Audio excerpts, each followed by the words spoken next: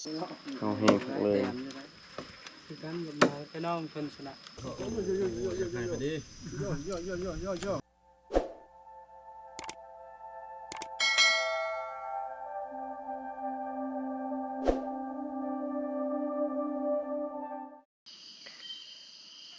การทักทายสวัสดีพ่อแม่พี่น้อง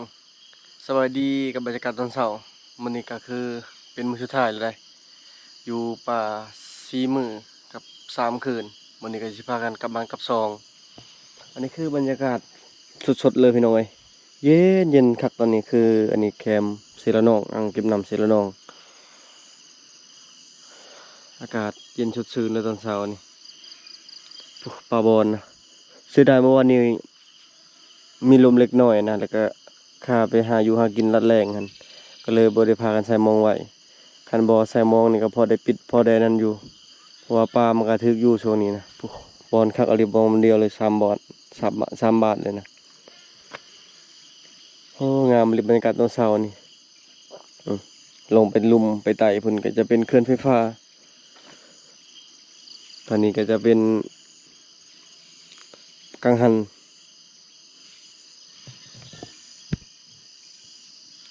บัวสิไปทางใดมื้อนี้ที่หายิงเอานกนี่แหละพอได้ไปฝากจอนนี่ให้จอนนี่ปิงอันนี้คือบอนพักบอนนอนเฮาเสียงนกก็แซวๆอยู่แต่มื้อเช้านี่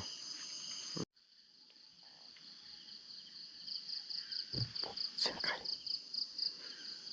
กระตักมีไก่ขันพร้อมอยู่ตรงนั้นนะ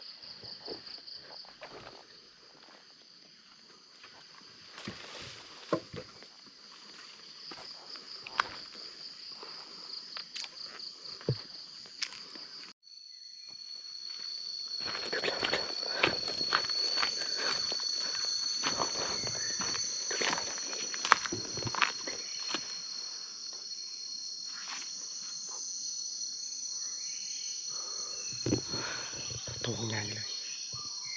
มีทั้งดักแลนนั่นนี่พอดีเห็นแล้ว3ตัวมันเข้ามา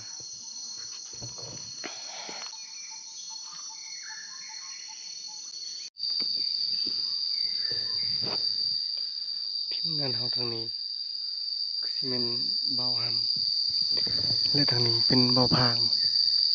เฮ็ดละบาทหนึ่งส่วนเบาหำนี่น่าจะประมาณ3 บาทบ่เห็นดักโอ้ดักแลนบ่เห็นลงมามันเป็นโกนแลนมักอยู่นะปีนี้เฮ็ดอันเพาะบ่ทันออกซ้ำปีกายปีชื่นนี่ได้กินแล้วแต่ปีนี้ยังบ่ออกเลย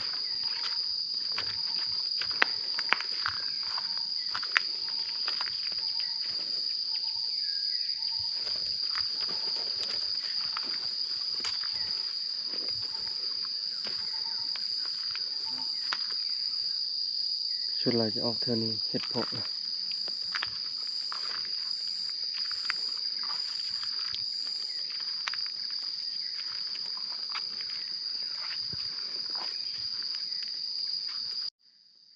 อยากดีคงเทนหอยมันจะหอยใหม่ไม่เลยลายบอล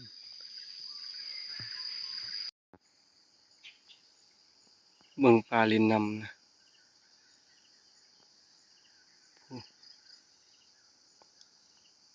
อ๋อไหลมองคือสิถึกนี่บางนี้นี่สิได้ชูมบ่ได้นี่แม่นเบิดเลยนี่ปลาไหลมองนี่ใส่มองปิวไว้นี่ปลาออกหลายดีมื้อนี้นิ่งแต่เช้าจนฮอดเดี๋ยวนี้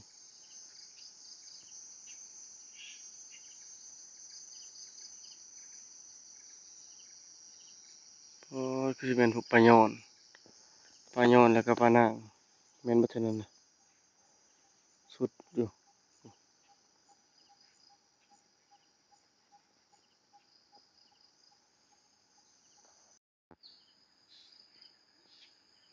บ่ได้สะออนหยังแหละบ่แฮงอยู่ในนี้ประมาณ20นาทีแล้ว สอนเบิ่งปลาขึ้นดิเต็มนำอยู่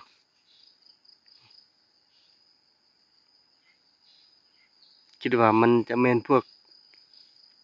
ปลาย่อนหรือบ่กับพวกปลานางขึ้นคักอลิแม่นเบิดตัวนี้นี่เป็นทรายอยู่ตัวบอลก็ต่างหากบ่เห็นเอาอันกองสองลองสองเบิ่งนั่นเห็นฮอดหัวเห็นฮอดหนวดพวกเท่านั้นสับลาบยังมันขึ้นทั้งที่แมงเม่าบ่ได้ออกฝนปลาหากะเจอฝนใหม่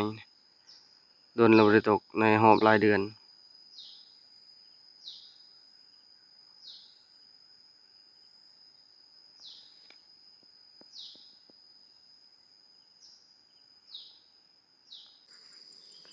ช่วงฝนตกนะเธอนี้ไม่ต้องไปคานแบบนี้มันลงจุแคมซีจนไปหอดบนเจ้าเธอเลยพอคานลายเลยเธอนี่ถ้าพอให้หมูน้ำปูมันอยู่สันถึงบุพอเป็นผักเอาขึ้นไปนะชัดลายอยู่แต่ว่ามันชัดใหญ่มันจะลงมาช่วงฝนถ้าช่วงฝนนี่หากินเท่านี้การเท่านี้ชี้ง่ายกว่าแต่ว่ามือคนอยู่พุ่นเท่ากับบริการอยู่พุ่นกับผ่านลายคือกันแต่ว่ามือคนมันฝนเกือบแจ้งนะเอาบุหัวามันเสาช่วงไหนเสาน่าจะประมาณ3 โมงนี่แหละ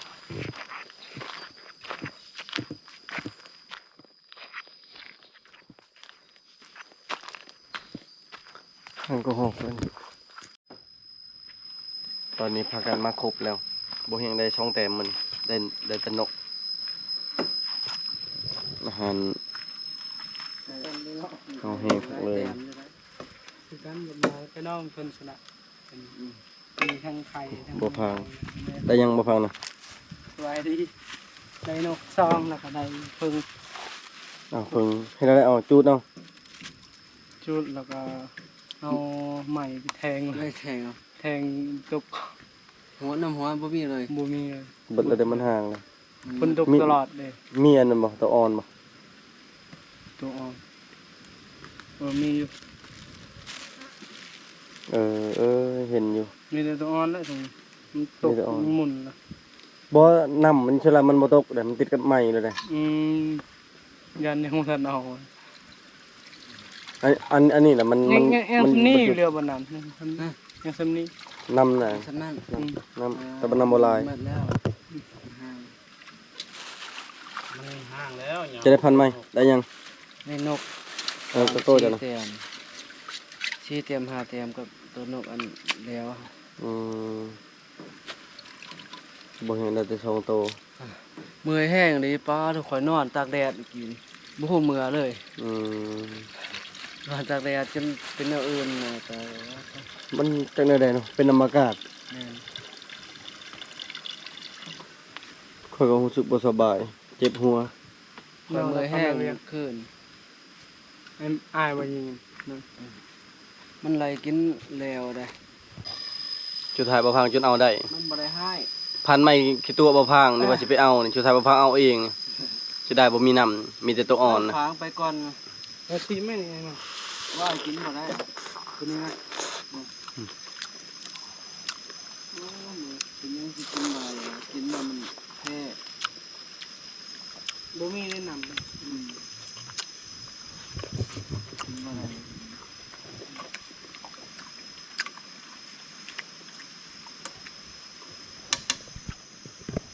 มื้อเช้านี้ปลาหลายอยู่ดอกพันไหมเนาะ แม่นเนาะ หลายเรียวรอปลามื้อเช้านี้ ตอนนี้อากาศเปลี่ยน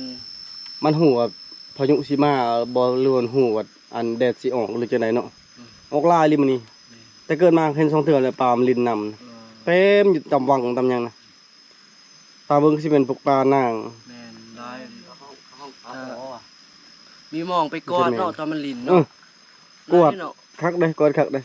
เรือ2 ลำเนาะ เนี่ยเนาะฝ่ายกอดมันโอ้ยเรียบร้อยเลย เพิ่งบ่พังเอาก็มันเป็นอันนั้นแหละเป็นนางอิหยังเพิ่น มันสิ บางคนน่ะก็จะปิ้งไปนี่นะ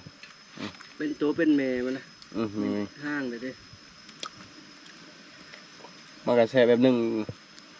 บ่มีน้ำอุกาเอาเลย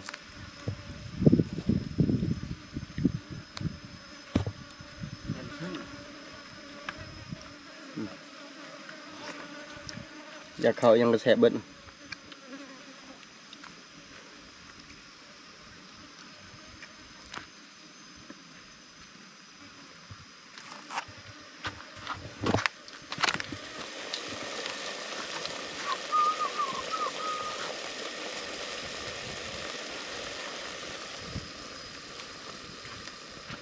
ไอ้ใหม่บ่พ้นออกไอ้ใหม่ มาเด้อพี่น้องคลิปนี้มีแต่กินกับกินแต่บ่ได้เฮ็ดจะได้ก็ต้องขอบใจน้องทรายเพิ่นเฮ็ดทุกคาบเลยนะลองพิมือเพิ่นหากนมาแล้วจัดหนักเลยแซ่บได้เปิดหานได้เลย มาเด้อกินข้าวนำกันเด้อพี่น้อง มา แซ่บเอิ้นว่าแล้วเนาะ แซ่บเบิดแนว เมนูแล้ว แนวน้อยพักพอพักด้วย แต่ก็มีผักพร้อมมีลาบเมื่อวานนี้จะได้จะไปตัวบ่พางนะว่าไปเอาผึ่งมาแล้วตัวเองพันนอนอยู่ พางไปในห้องหาบ่คานจักทางใดวะยันพางเลาะหัวขึ้นเทิงนี่ก็ยาใช่ป่ะ ได้ยินอยู่เสียงปืนแล้วนะ นี่อยู่ไกลจะ เราก็เฮ็ดคือได้บ่พังข่อยบอกเราก็ย่างไปนี่เป็นจังนี่5เมตรแล้วก็กลับมาคืนก็บางคนนี่เมื่อยแล้วคนนี่เบิ่งนะ เมื่อเมื่อคืนแห้งอะไรเมื่อคืนป้า เมื่อยเลยเด้อ ไก่โพดเนาะ เป็นอากาศเด้เบิ่งทุกคนจังตกอินนี่แล้วจนกระแดดมากินข้าวนำกันกินข้าวก่อนเดินทางกลับบ้านแต่ว่าเบิ่งลมก่อนสิกลับบ้านก่อนออกเรือนี่อันตรายเด้ ลงทางก็บ่เอา แซ่บน้องเพิ่นเฮ็ด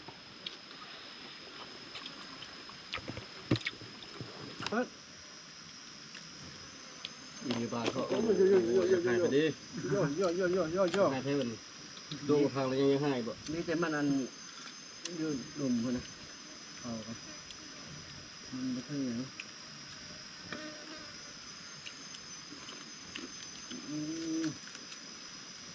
ตัวนี้อันประชาไทยเอิ้นตัวเหี่ยวบ่เด้อเฮ็ดแล้วไปต่อเข้าคักเลยเขาจิโจะเลย ตอนนี้น่ะ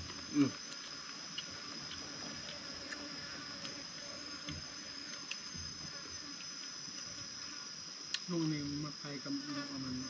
นกกระแสมันหลายตอนแล้ว มันมักไปน้ำมันไปใช้นกกระแสแล้วไปกวนยามไปหลับไปหลับอันนี้ ตามนกกระแสแล้วนกกระแสหลายตอนสองตัวอันนี้ตัวเดียวจับอยู่คอเดียวกันนกอันเดียว ลูกกระแสก็ต้องมาเฮ็ดใส่มันนะ เห็นมันละลายโลด ไปต้องคือกันกับนกข้าวเจ้านะมากับนกสังกานะมันเพิ่งกวนได้แบบนกสังกาไปอยู่เดี๋ยวไปกวนรถมาเถื่อเห็นไข่ก็ออกเบิด มันบางทีกันก็ได้เนาะ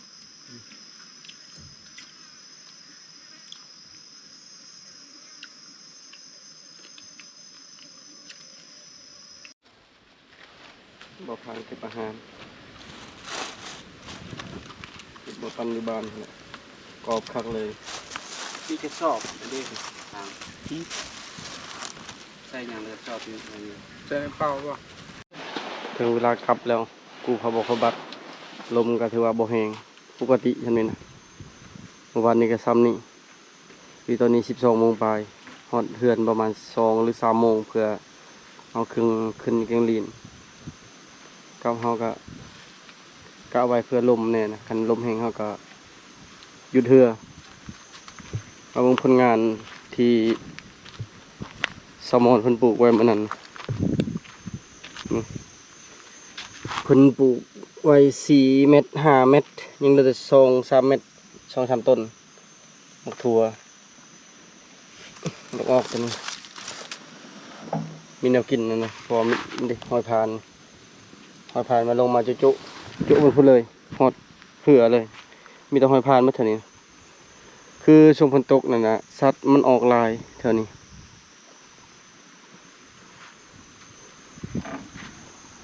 สียงนกกระโดดตอนมาก็ว่าเครื่องลายบัดกลับแห้งลายกว่าเก่าเพราะว่ามีอาหารเพิ่มผู้อันนั้นก็ห้างพึ่งมาพังและอันนี้ปลาแห้งสิได้บ่ได้ใช้เมื่อวานนี่คันบอลก็ยังได้อยู่มื้อเช้านี้ปลาออกลายเห็นพระเจ้าขายอยู่กิงลีนทั้งปลาครึ่งทั้งปลาขาวพระเจ้าพวกรับซื้อปลาข้าวโพดขายมานี่เห็นอยู่2ลำแต่เช้าๆเขามาขาย งานในลายกว่านี้ อัน อี นี้ ก ก็อาหารเฮาอันนี้ก็อาหารเฮาได้อยู่2ธงคันมื้อเช้านี้ยันได้ลายอยู่แม่นคือน้องเว้าเอาแหละ ปลามันออกมามันขึ้นเลยมัน ออกมาลายริมเช้านี่ งานได้โคตร ตอนนี้ถือว่าลมบ่แห้งปานใดน่าจะกลับบ้านได้ไปเครื่องส่งเที่ยวคือเก่า ใครก็อยากยิงแต่นกยิงแต่หนู แม่นล่ะเครื่องนะมา4คนนำส่งทุกแต่ว่าเครื่องนี่คือข้าวสารพวกข้าวคั่วผักเผ็ดผักหญ้าก็เบิดแล้วนำ ข้าวเด้อข้าว อย่างเด้พวกอาหารแห้งลมจะมีปกติคันกว่านี้แหละเป็นยากแล้วก็เราต้องเบิ่งฟ้าฝนทางนั้นนะครับมันเป็นแบบหมอกหน้าเบิ่งมืดครึ้มแล้วเราบ่กล้าออกเพราะมันลงบัดเดียวช่วงนี้ก็คือช่วงเหมาะที่ว่าใส่เบ็ดปรากฏใส่เบ็ดใส่หมองเห็นปลาครึ่งเจ้าก็ได้อยู่มื้อเช้านี้คนบ้านอดรเมืองพีนแถวบ้านนั้นก็ขึ้นมาขายแต่เช้าๆตอนเที่ยงมันก็มีลมแต่ว่าตอนแรงตอนเช้าแล้วนิ่งที่มื้อเช้านี่ปลาลิ้นนำเท่านี้ก็บ่เฮ็ดทายให้เบิ่งกันแหละเอ้ามื้อนี้บ่เฮียงกับบ่ได้โดนแล้วบ่ได้เก็บภาพตอนมื้อเก็บให้เบิ่งตอนเที่ยงน่ะลมแรงหรือบ่แรงนะให้เบิ่งแล้วบ่เฮียงก็แจ้งให้ฟังเทื่อนึงกล้องน่ะมันมีปัญหาพี่น้องเสียงนี่บัดได้ยินบัดบ่ได้ยินแล้วก็ปุ่มกดมันคือกันมันจะมีปัญหากล้องคักๆเคินๆเปิดปิดก็ยากนะก็ต้องให้เข้าใจนำกัน มันรอบนี้ถือว่าเป็นนักรอบก่อนยังใครอยู่เฮานี่น่าสิแม่นถึกพ่นมือบ่เฮียงไปด้านแรกนะถึกพ่นแล้วมันก็บ่อยากกระนำแล้วเดี๋ยวนี้นะก็เลยบ่กล้าถ่ายหลายคือหลักๆก็อยู่นำเดี๋ยวนี้ก็ยากถ่ายยานถึกนำเพราะกองมันก็ใช้งานหลายปีแล้วน่าจะประมาณ3ปีปลายแล้ว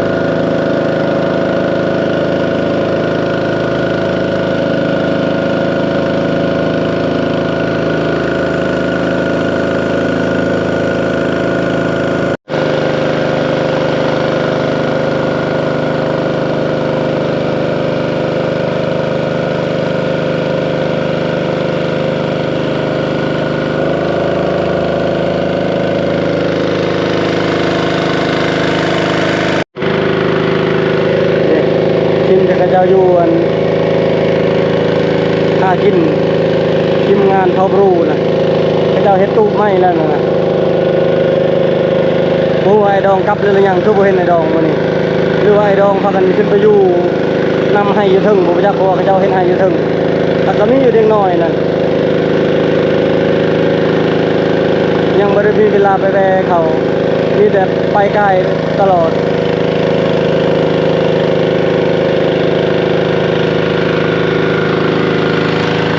เจ้าอยู่ซึ่งหน้ากับทางหันลมและก็ซึ่งวังกว้างใหญ่ทางนั้นน่ะเป็นบ้านเขาปัจจุบันนี่ขับไปเลยขับไปเลย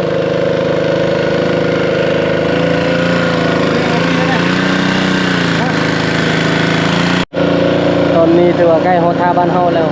บ้านเฮาก็ซึ่งนี่แหละซึ่งหอมนี่ไปซื้อแล้วก็บ้านเฮาประมาณโลปลายแต่ว่าอันนี้เฮาขึ้นจังลีแล้วมันโค้งที่ถามว่าเป็นยังคือต้อ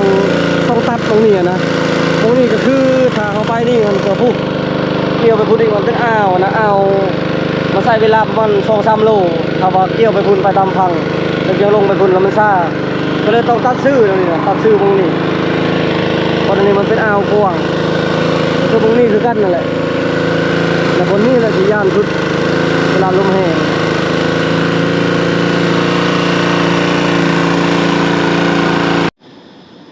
มาส่งลุงสบายดีเจ้านี่ สบายดี เฮ้ยคนไปแต่สั่งอันนี้เจ้านี่ได้ของฝากได้ปลาได้นกได้กระหอกมากับลุงเขาบุญ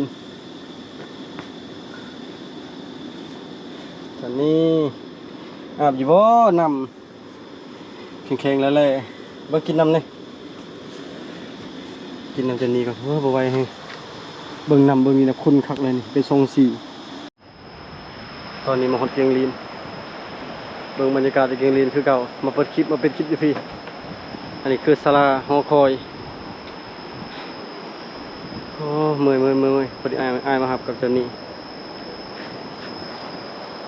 มาฮอดพี่คิดว่าสิค่ำแต่บ่ได้ค่ำตอนนี้ก็คือ5 กะ 1 โมงปลายๆบ่ค่ำอยู่เฮาละรุ่นยันค่ำเพราะว่าพันไม้กับน้องชายเพิ่นสิเมื่อเซโนพุ่นเพื่อไปฮอดพุ่นก็พุ่นละ 7-8 โมงแรงพุ่นละโอ้ยพี่น้องเอ้ยเมื่อยออกป่าหาอยู่หาสิกินช่วงนี้มันแดดแล้วก็แบบนี้แหละขาไปก็ต้องเอาเครื่องขึ้นเครื่องลงเทื่อละคนละ2 เที่ยวกว่าสิเบิดนะ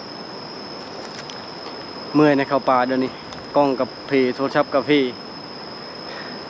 พี่จะได้ชิลุยบัดนี้ กำลังว่าสิเกียมแบบเอาโทรศัพท์เอากล้องแบบท้าถ่ายปลาขึ้นห้วยแต่น่าจะถ่ายบ่ได้เดี๋ยวค่อยโฮมเงินก่อนว่าสิซื้อ DJI บ่ได้ใช้เลย GoPro นี่มันเพตัวนี้ตลอดสาเหตุที่ขายตัวก่อนหน่วยก่อนน่ะก็ย้ำแบบนี้แหละแต่ให้ YouTube มาหาก็ใช้กล้อง2 หน่วยประหยัดสุดแหละแต่ว่ามันก็หลีกเลี่ยงบ่ได้คือเก่าแหละใช้หลายปีมันก็เพนะเฮาก็เป็นคนหนึงที่ถนอมเครื่องของแล้วบัดนี้บ่เฮียงขอเว้าในหนึ่งก็คือถ้าว่า FC อยากให้บ่เฮียงเฮ็ดคลิปแบบใดออกมาอยากให้ทายหยังก็สามารถแนะนำในคลิปนี้ได้สามารถคอมเมนต์ในคลิปนี้ได้แล้วก็ถ้าเห็นจุดใดที่ว่าบ่เฮียงอยากให้บ่เฮียงปรับปรุงนะก็สามารถคอมเมนต์ได้บ่เฮียงบ่ได้หายบ่เฮียงบ่ได้ซีเรียสอันข้อดีข้อเสียของบ่เฮียงทุกคนสามารถคอมเมนต์ให้บ่เฮียงฟังและบ่เฮียงจะพิจารณาจะไปปรับปรุงจะไปแก้ไขเพราะว่า FC ก็อยู่กับบ่เฮียงมาโดนแล้วเกือบ5 ปีแล้วมีแต่ให้อยากคอมเมนต์ช่วยกันพี่น้องเอ้ยติชมช่วยกันว่าบ่เฮียงควรปรับปรุงในด้านนี้ควรแก้ไขในด้านนั้นบ่เฮียงก็สิคอยบ่ได้ปรับเทื่อเดียวแต่ว่าสิคอยพยายามปรับไปหา FC นั่นแหละเฮ็ดคลิปมาเมื่อยพี่น้องเอ้ยสำนี้แหละสำหรับคลิปนี้ขอจบไว้เพียงเท่านี้ก่อนอื่นก็ขอบคุณขอบใจทุกคนที่เป็นกำลังแห่งใจตามติดตามในพี่น้าพี่น้องว่าสิไปทางใด